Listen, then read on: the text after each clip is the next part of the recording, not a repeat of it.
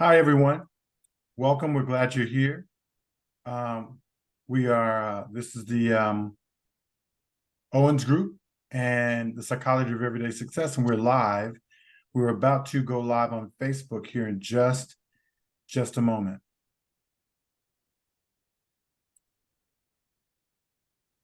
Sorry, my head is a little cut off on the video. Here we go.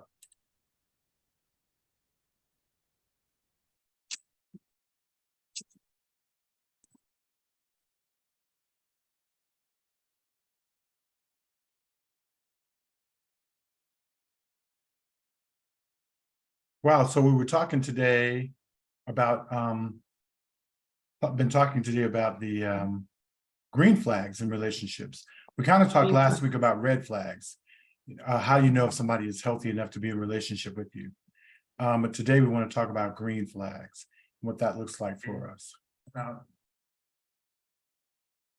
Yeah, green flags. So might want to define green flags so people understand. Yeah, well, why don't you tell them?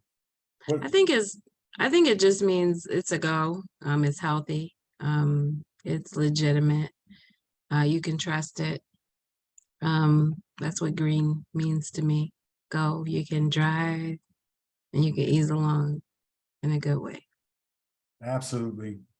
I think often we spend so much time looking for red flags in relationships that we really forget to focus on the green flags. What's right. I think it requires a balanced approach to both of them in order to really have a good idea, a good perspective about the relationship itself, someone in the relationship, whether or not you should be in a relationship with that person. That sort of thing. What do you think, Jen?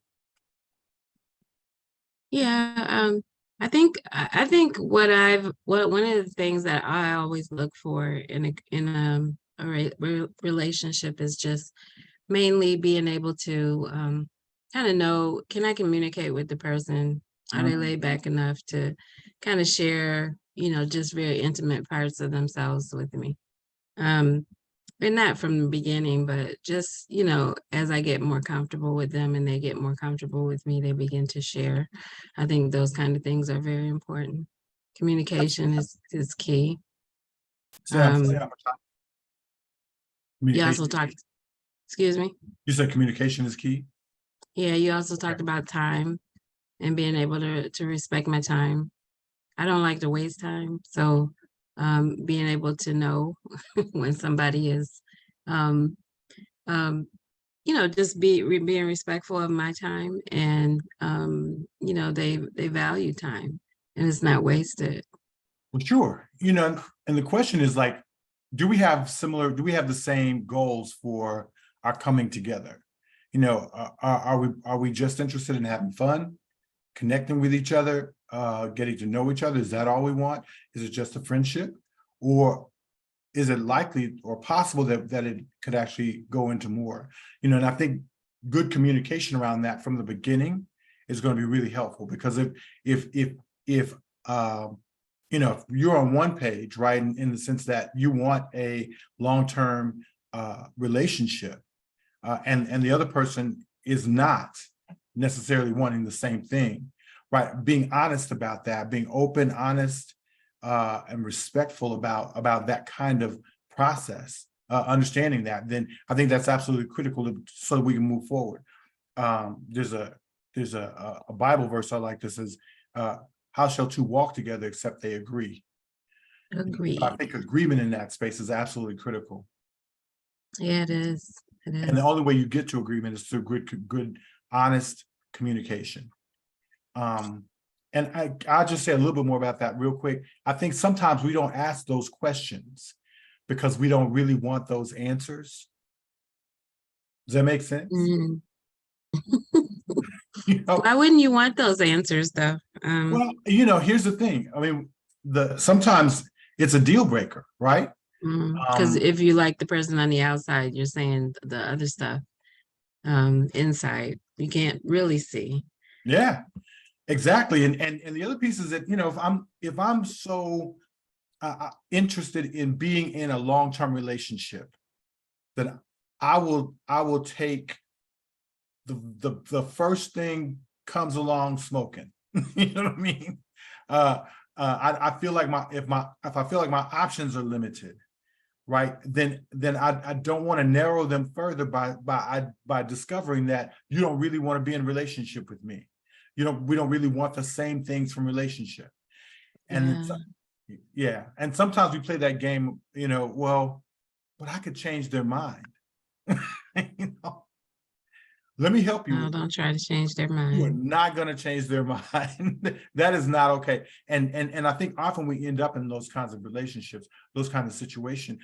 As a matter of fact, often we call them a situationship, right? As opposed to a relationship, because we're just not Yeah. on the same page. Yeah, values are very important.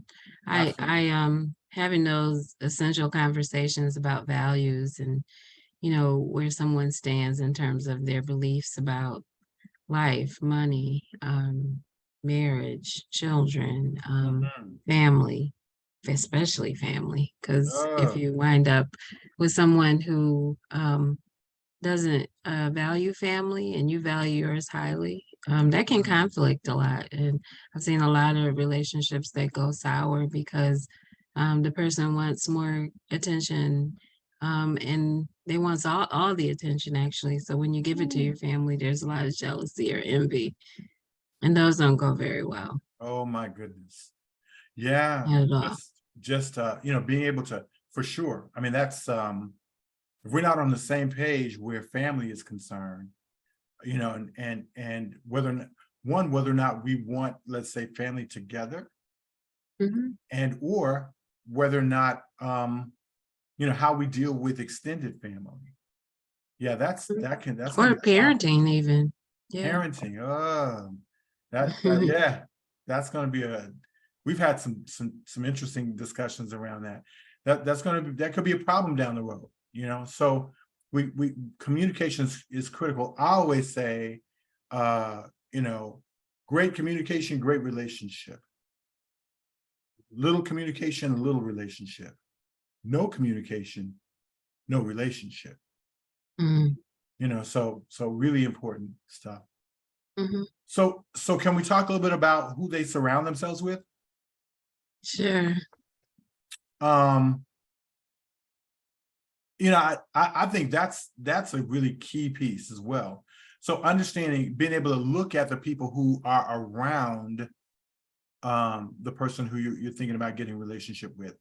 Are they pretty, good people who are goal oriented and positive, have positive perspectives and encourage and empower others, or are they not? Right? You can tell a lot about an individual by looking at who they hang out with. Mhm. You can. Yeah. So what are some things you look for when you look at the people who the person, you would be in a relationship with? What are some of the qualities you want to know about their friends? Mm.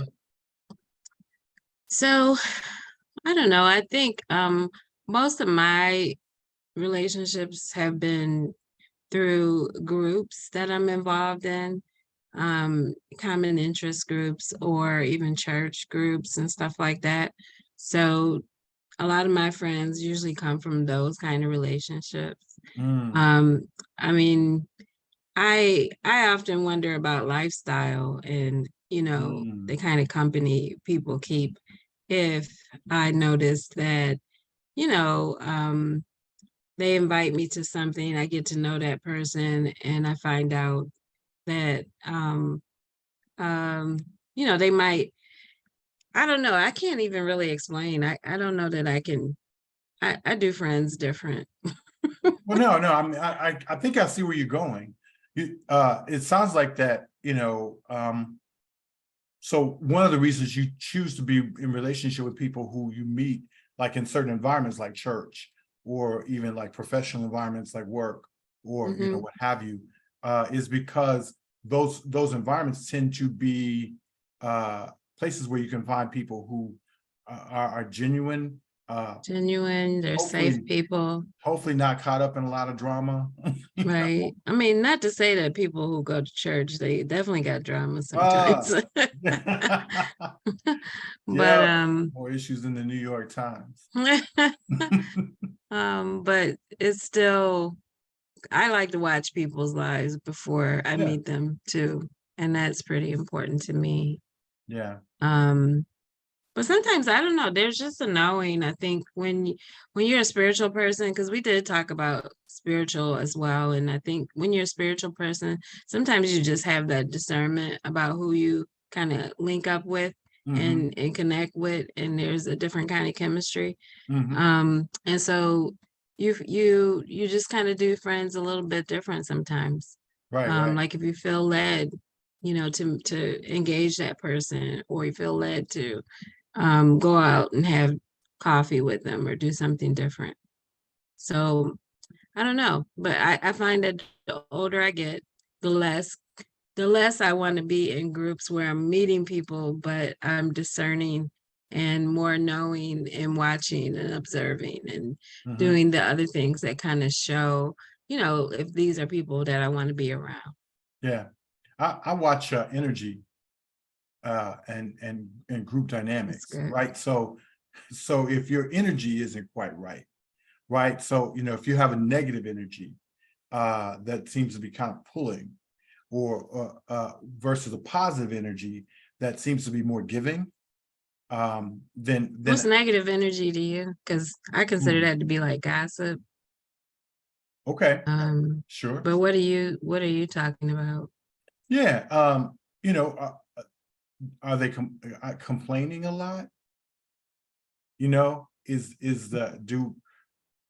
the glass always half empty for them? They have a hard time really seeing things.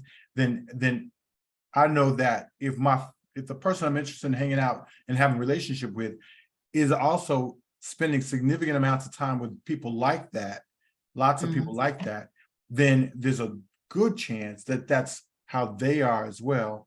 Because what we say, Mhm. birds of a feather tend to flock together, right? Mhm. So it's important to notice that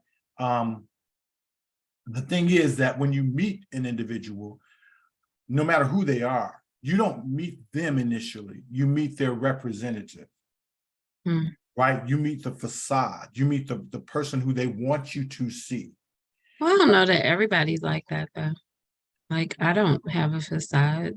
Well, I'm not saying it's a false. I think they're putting their best foot forward, right? Yeah. Everybody has that inclination. That I'm not saying they're trying to trick you.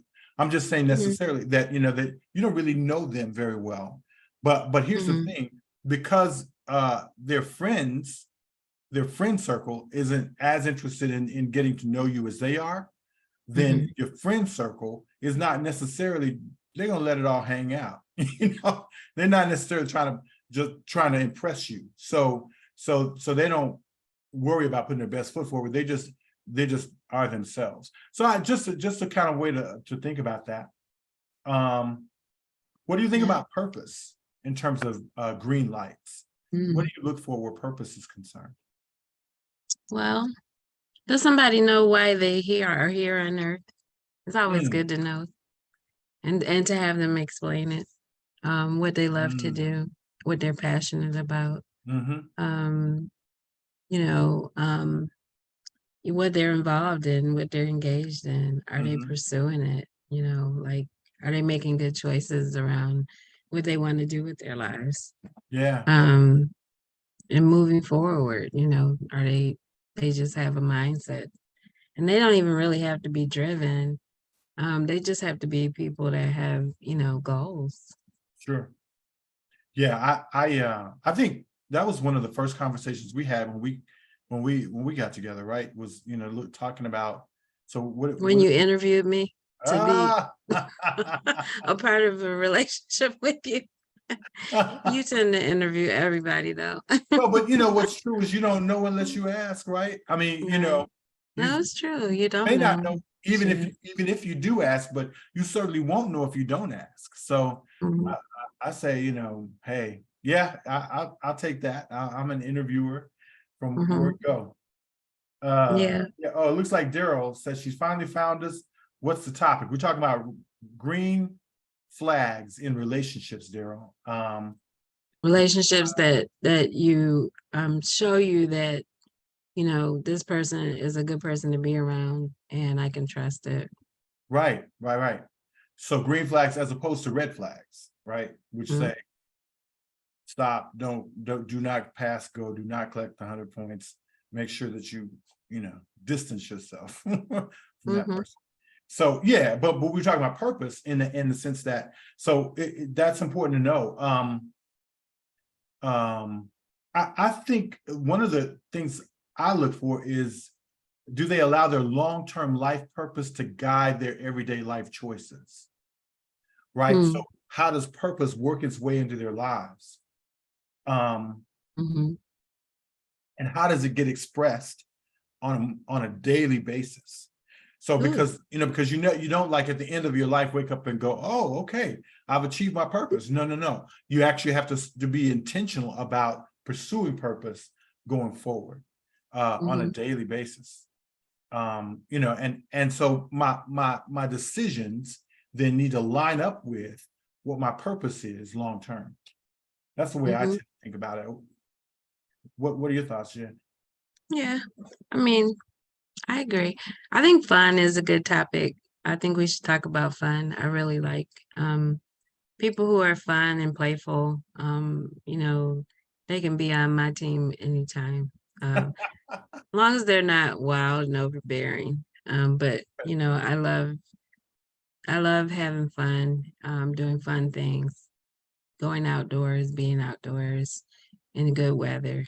Um, People who like to laugh Yeah, and who are just easygoing. sure. Absolutely. Fun is important. Um, People who willing to have fun, often we get so caught up in work.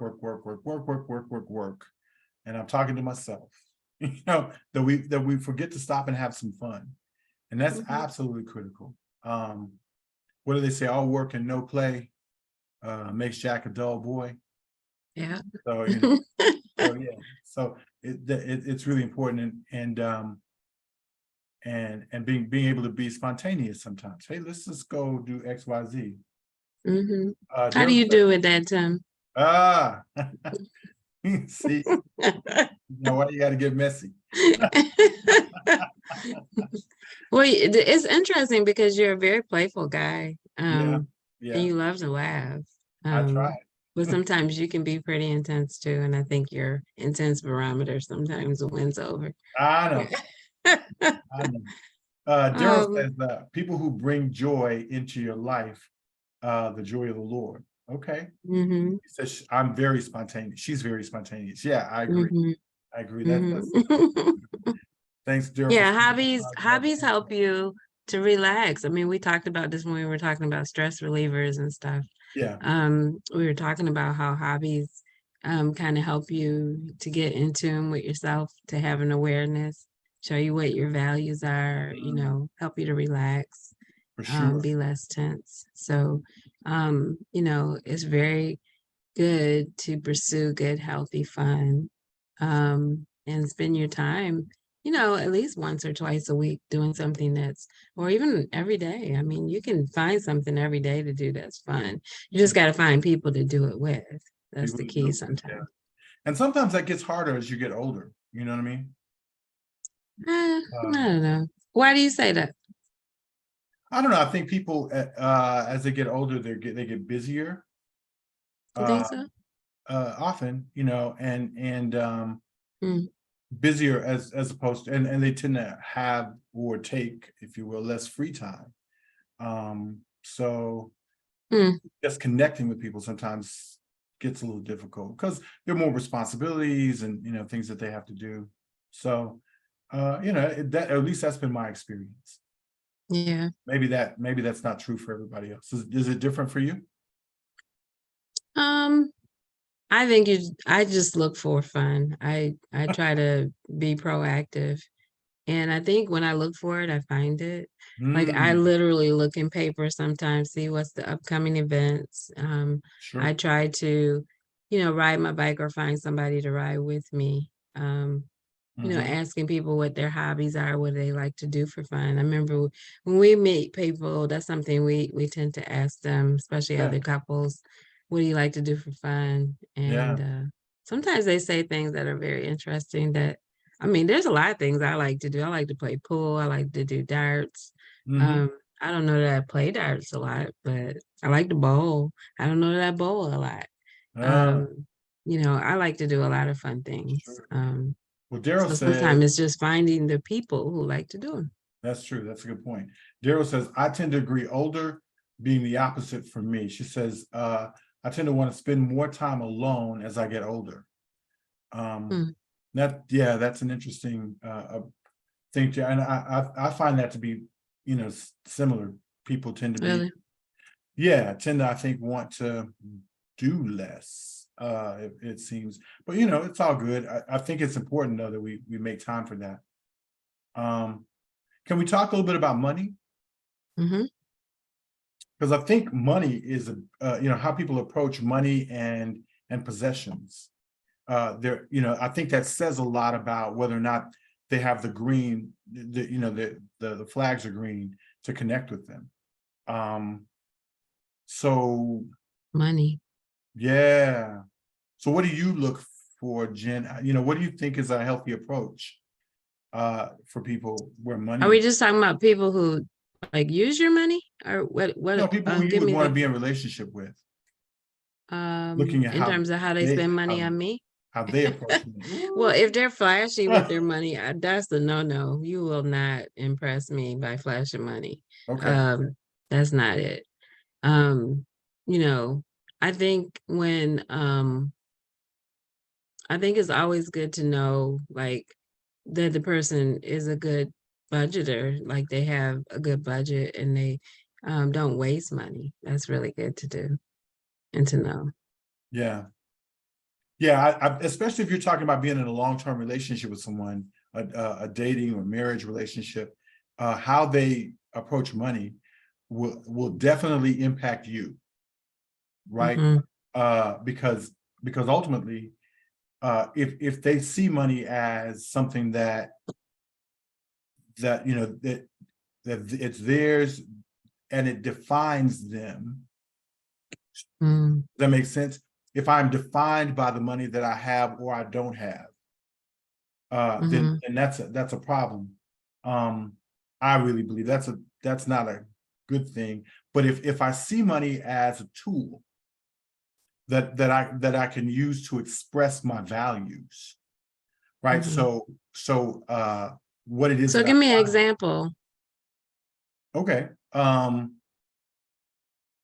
So well, right now I'll just use me as an example. So I'm as you know, I'm in school, right?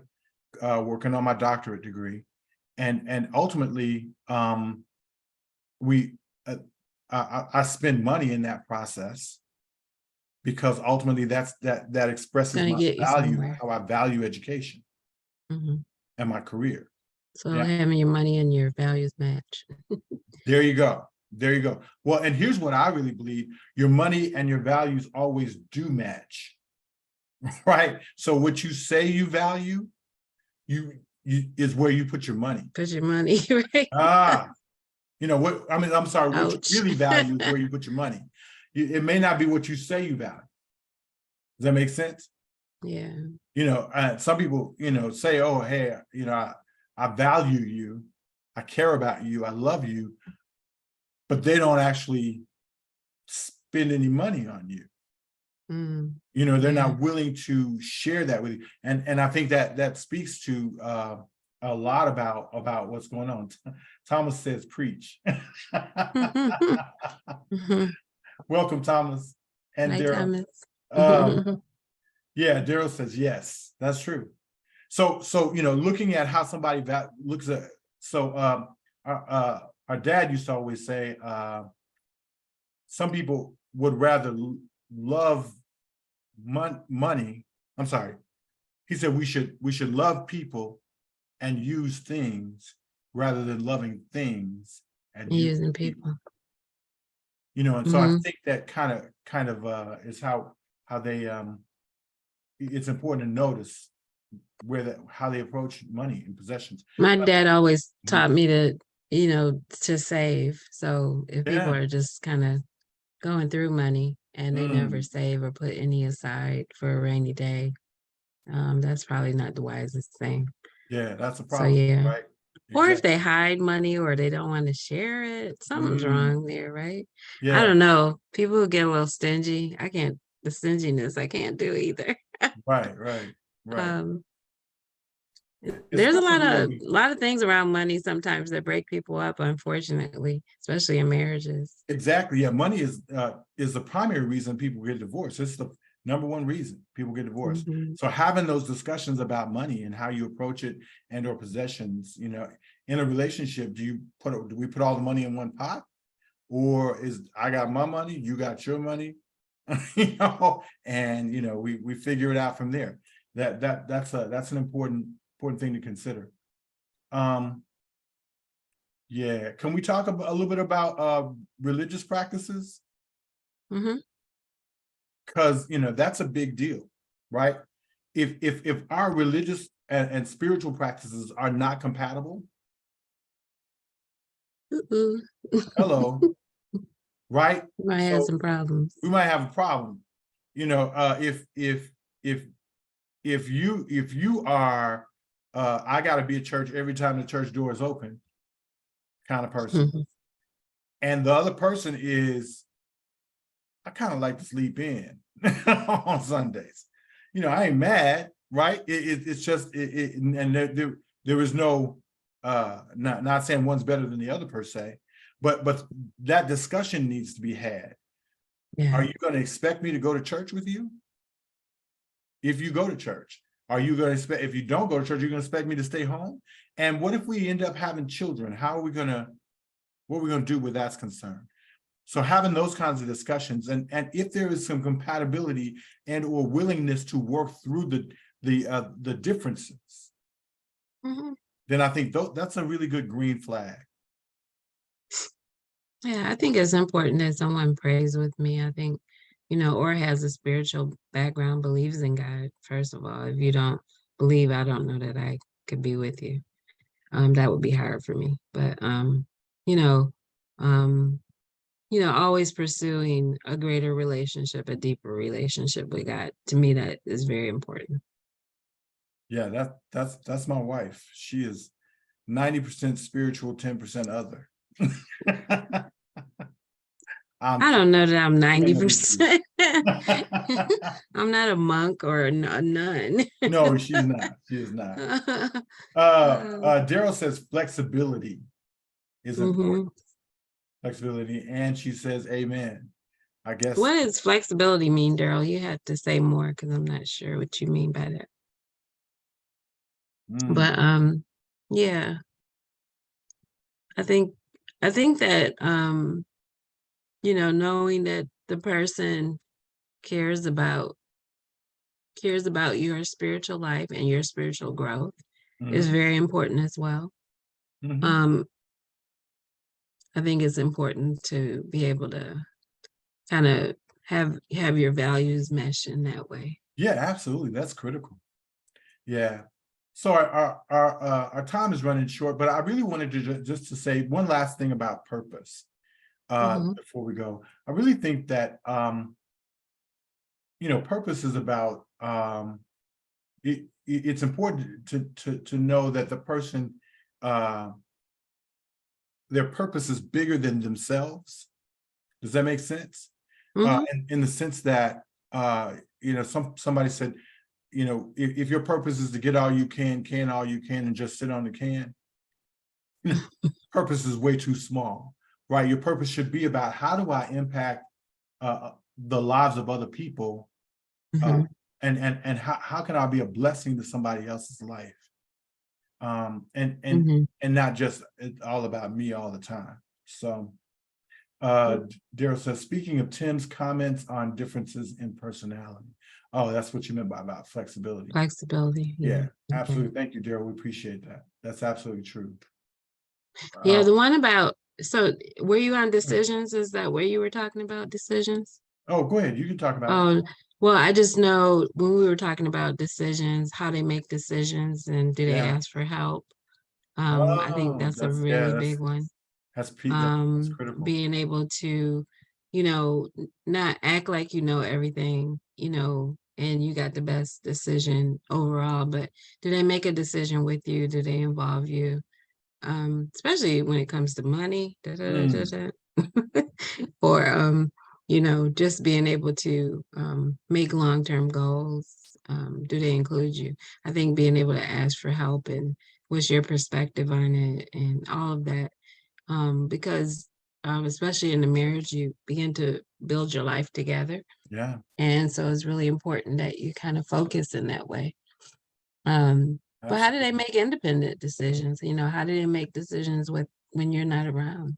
When you're not around, wow. If you find they're always trying to, you know, rob Peter to pay Paul, or they're just trying to do things that, kind of where they're apologizing a lot or fault finding a lot, especially when it comes to how you make decisions. It might not be very compatible. That's true. That's entirely true. But we're looking for green flags. So if they know how to do that, right? Yes. They If they know how to do it. Right. Yeah. Yeah, Absolutely.